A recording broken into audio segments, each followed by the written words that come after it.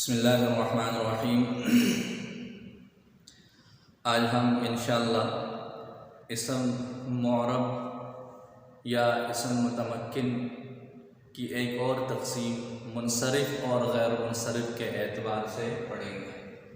منصرف یا غیر منصرف یہ انصراف سے ہے، صرف یہاں بنیادی مادہ ہے۔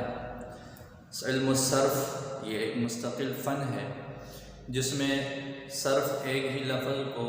مختلف صیغوں میں اس کو پھیرا جاتا ہے، ضربا، ضربا، ضربو، اور اسی طرح کتبا، یکتبو، کتابتاً فہو کاتبن، یعنی اس پر مختلف حالات آتے ہیں اور وہ ان کو تبدیل کرتے ہیں، تو اس کو پھرایا اور گھمایا جاتا ہے، اس وجہ سے اس کو علم الصرف بولتے ہیں کہ اس میں صیغے کے ساتھ یہ حالت کی جاتی ہے۔ تو اس وجہ سے منصرف اور غیر منصرف کی تقسیم بھی اسی اعتبار سے ہے۔ اس کی وضاحت یہ ہے کہ کلام عرب کے اندر ہم دیکھتے ہیں، قرآن کی تلاوت کرتے ہیں، احادیث مبارکہ پڑھتے ہیں، تو جن حضرات کو عربی گرامر کے ساتھ کچھ مناسبت ہے وہ دیکھتے ہیں کہ بعض مرتبہ ایک لفظ ایسا ہوتا ہے کہ اس پر رفعی حالت ہے، تو رفع کو ظاہر کرنے کے لیے وہ پیش بھی ہے اور اس کے ساتھ تنوین کا استعمال بھی ہو سکتا ہے۔ نصب کی حالت ہے، وہاں پر زبر کی حالت بھی ہے اور زبر کی تنوین بھی ہے۔ جر کی حالت ہے تو جر کو ظاہر کرنے کے لیے نیچے کسرہ بھی ہے اور کسرہ کی تنوین بھی اس کے ساتھ ہے۔ لیکن بعض کلمات ایسے بھی ہیں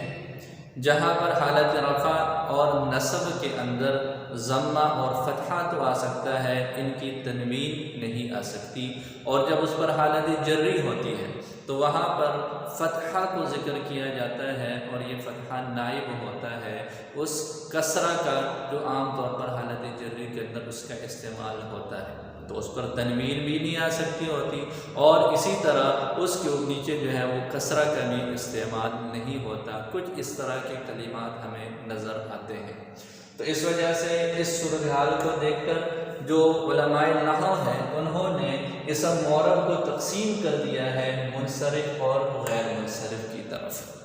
ہدایت النحو کے اندر منصرف اور غیر منصرف کی جو تعریف ذکر کی ہے وہ یہ ہے کہ جی اسم منصرف وہ ہے جس میں غیر منصرف کے اسباب اتساع، 9 اسباب، 9 وجوہات ہیں، اسباب اتساع ہیں، ان میں سے کچھ ایسے ہیں کہ جو بہت پاورفل، بہت مضبوط اور بہت قوت اور طاقت والے ہیں، وہ اگر ایک سبب بھی پایا جائے تو اس کی وجہ سے پھر وہ اسم منصرف نہیں ہوتا بلکہ وہ غیر منصرف ہو جاتا ہے۔ اور بعض مرتبہ کچھ اس میں اسباب ایسے ہیں کہ وہ اگر 2 پائے جائیں تو پھر جا کر ان کا وہ اثر ظاہر ہوتا ہے اور پھر وہ کلمہ منصرف نہیں رہتا بلکہ غیر منصرف ہو جاتا ہے۔ اسباب اتساع کون کون سے ہیں؟ عدل، وصف، تانیث، معرفہ، عجمہ، جمع، ترکیب اور وزن فعل، یہ 9 اسباب ہیں۔ باقی ان میں سے ہر ایک کی وضاحت، ہر ایک کی مثالیں انشاءاللہ وہ اگلی حلقات کے اندر ہم اس کی وضاحت جو ہے وہ پڑھیں گے۔ تو منصرف کی تعریف ہدایت النحو میں کیا ہے؟ منصرف کی تعریف ہدایت النحو والے نے یہ کی ہے کہ جی ایسا اسم معرب جس کے اندر اسباب اتساع غیر منصرف کے 9 اسباب میں سے نہ تو 2 سبب ہو نہ ہی کوئی ایک ایسا سبب ہو جو 2 کے قائم مقام بن سکے،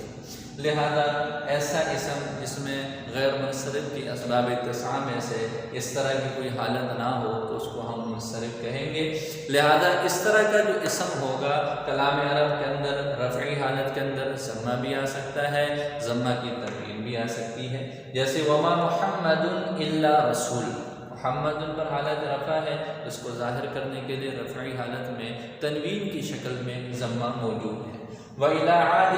أَخَاهُمْ هُودًا، یہاں پر ہودن کا جو کلمہ ہے یہ بھی اس پر حالت نسبی ہے، اور اس کو حالت نسبی کو ظاہر کرنے کے لیے تنوین کی شکل میں وہ فتحہ کی شکل میں تنوین موجود ہے۔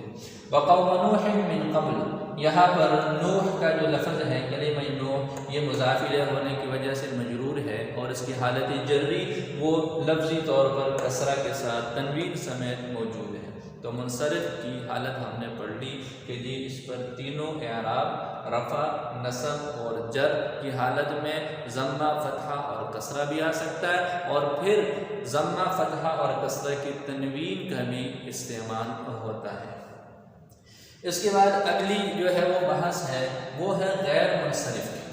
غیر منصرف اس کے برعکس ہے، دونوں جو ہے وہ ایک دوسرے کی ضد ہیں۔ تو غیر منصرف کی تعریف ہم کیا کریں گے؟ غیر منصرف کی تعریف ہم یوں کہیں گے کہ جی ایسا اسم معرب، ایسا اسم متمکن جس میں غیر منصرف کے اسباب اتصال میں سے یا تو دو سبب پائے جائیں، یا پھر سبب تو ایک ہے لیکن وہ اتنا قوی اور مضبوط ہے کہ وہ ایک ہی کافی ہوتا ہے اس کلمہ کے انصراف کو روکنے کے لیے۔ لہذا غیر منصرف کی تعریف ہم یوں کہیں گے آسانی کے ساتھ، ایسا اسم معرب جس میں غیر منصرف کے اسباب میں سے دو سبب ہوں یا ایک ایسا سبب ہو جو دو کے قائم مقام ہو جائے، وہ پائے جائے۔ جب کسی کلمہ کے اندر غیر منصرف کے اسباب میں سے یہ بات پائی جائے، یہ وصف پایا جائے، تو پھر اس کے بعد اس کا حکم یہ ہو جاتا ہے کہ جی اب اگر اس پر حالت رفع ہو تو ضمہ آئے گا، حالت نصب ہو تو اس پر فتحہ کی صورت ہے، لیکن ان دونوں کا صرف ضمہ آ سکتا ہے، فتحہ آ سکتا ہے، اس کے اوپر تنوین نہیں آ سکتی۔ لہذا یہاں پر ومن احسن کہنا یہ ٹھیک نہیں ہے، اسی طرح تجعلونہ قراطیسا کہنا یہ ٹھیک نہیں ہوگا۔ تیسری صورت اس کی یہ ہے کہ اگر غیر منصرف پر حالت جری ہو تو حالت جری کو ظاہر کرنے کے لیے پھر وہاں پر